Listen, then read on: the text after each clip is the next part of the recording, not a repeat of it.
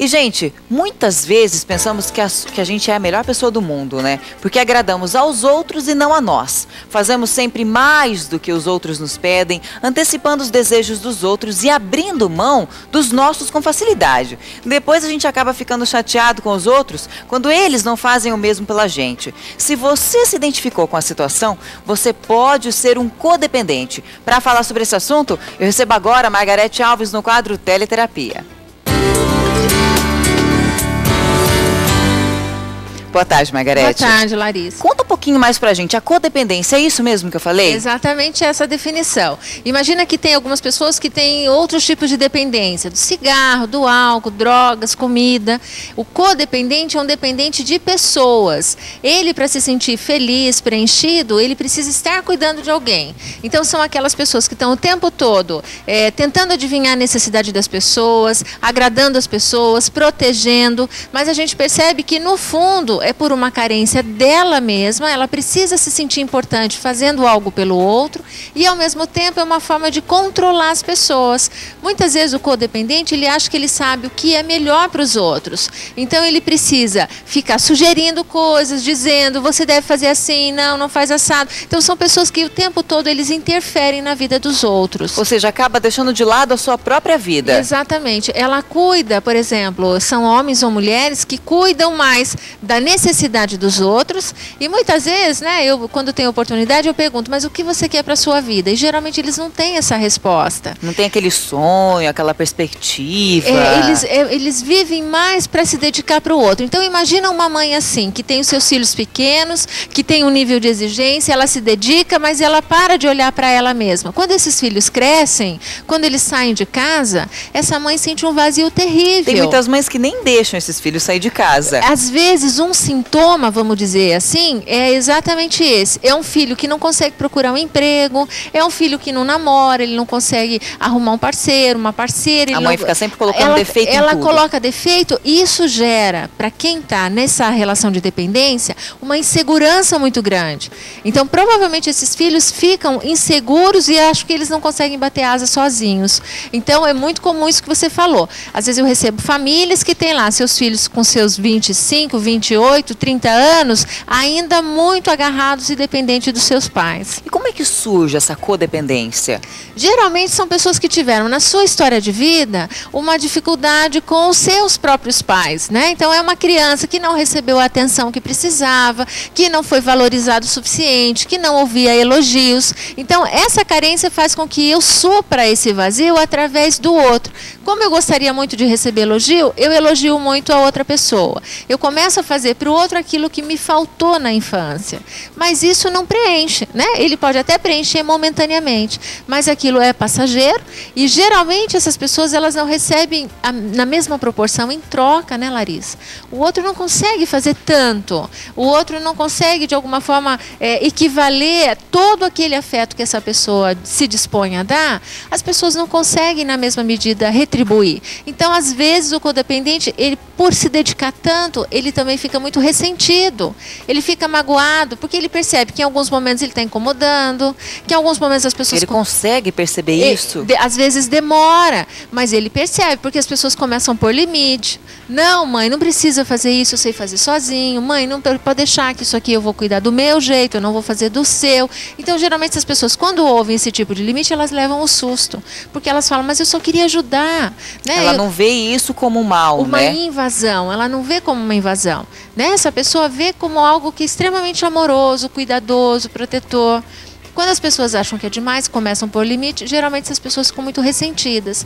Aí, geralmente, é o momento onde ela vai virar a mesa. A hora que ela fala, então tá, então se eu estou atrapalhando, se as pessoas não precisam mais tanto de mim, é momento dessa pessoa tomar as rédeas de novo da vida dela e cuidar, né, buscar. Mas geralmente o codependente, ele sabe esse momento, Margarete? Ele consegue ter ideia de que agora, não, meu filho não precisa mais, ele já sabe andar no caso da mãe, né? Já sabe andar com as próprias pernas, eu vou cuidar agora de mim. Ele tem essa noção? Não. Ele começa a ter quando ele recebe limites. Porque, Mas assim, o filho consegue pôr esse limite? Em alguns momentos, sim. O filho começa. Então, não é no primeiro limite que essa mãe vai perceber, né? Precisa, muitas vezes, esse filho cansar de dizer a mesma coisa para essa mãe perceber que tem algo errado, que ela está dando muito. A gente tem que entender que amor de menos é ruim e amor de mais também é prejudicial. Existe uma coisa que é o caminho do meio, que é o equilíbrio, né? Geralmente, mães assim, pais assim, eles se dispõem a fazer isso porque eles acham que o filho não vai dar conta sozinho. Esse filho, às vezes, ele até dá sinais que ele tem lá suas dificuldades, mas é muito importante você treinar essa criança ou esse adolescente, ou às vezes até um filho adulto, dar condições para que ele experimente, mesmo que ele erre no começo. Mas ele vai fazer tentativas e você fala, ó, se precisar de mim, eu tô aqui. Fica na retaguarda. Exatamente, se dá uma supervisão. Mas não ir lá fazer, né? Eu costumo dizer que aquele ditado de não dar o peixe pronto, mas ensinar a pescar, é perfeito para situações como essas. E isso acontece só dentro de família ou amigos, familiares, tio, avós? Na família que a gente observa de uma forma mais comum, mas sem dúvida, em empresas, às vezes eu tenho um chefe, né, encontro pessoas que lideram dessa forma, ele quer fazer pelo subordinado, ele não delega, ele é centralizador. Então, na hora que ele vai avaliar a competência da equipe dele, ele percebe que a equipe dele não está tão bem treinada, mas por culpa dele mesmo, porque ele quis fazer por todo mundo, né? Então, nas empresas a gente encontra isso. Entre amigos, é muito comum a gente encontrar uma ou outra pessoa que está sempre ligando, preocupada e resolvendo o problema de todo mundo. E a hora que você vê, as pessoas não retribuem, aí é o momento que essa pessoa também fica chateada.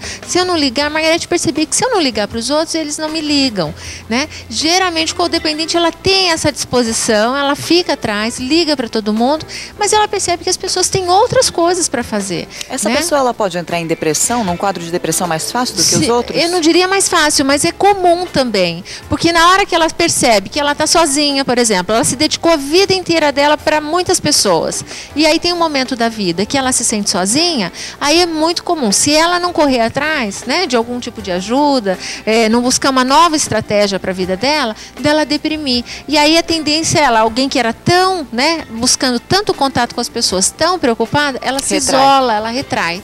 Esse é um sintoma comum dentro de um quadro de depressão. E como sair dessa codependência, Margarete? Primeiro, eu diria para todas as pessoas que estão ouvindo, né, não precisar chegar num limite, né, a ponto das pessoas começarem a dizer que estão incomodadas com o seu excesso de cuidado. O problema não é o cuidado, mas é o exagero.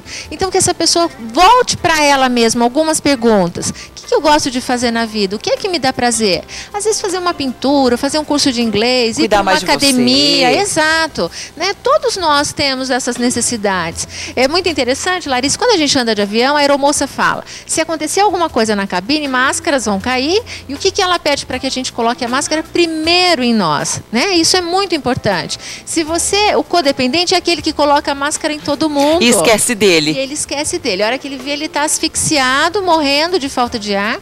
Então, a melhor forma de cuidar dos outros é você se cuidar primeiro. Isso não é uma atitude egoísta. Às vezes as pessoas me perguntam, é uma impressão distorcida que as pessoas têm. Você se colocar em primeiro lugar não é individualismo, é um ato de autoestima, eu diria. Até porque, né? Se você não está bem, como é que você vai cuidar do outro? Exato, né? Exato. Mas muitas vezes isso acaba acontecendo. Como eu não sei muito bem o que eu gosto, como eu estou frustrado com algumas coisas na minha vida, algumas coisas não deram certo, então eu vou me preocupar mais com as outras pessoas. Daí eu não paro para pensar naquilo que não está me satisfazendo, né? E a pessoa, ela pode ter recaída, Margarete? Sim, vamos dizer, num movimento de aprendizado, às vezes ela dá 5 passos para frente, volta 3, mas é natural. O importante é que ela, primeiro, tenha consciência e, segundo, que ela procure a mudança, né? Isso é fundamental. Fazendo isso já é...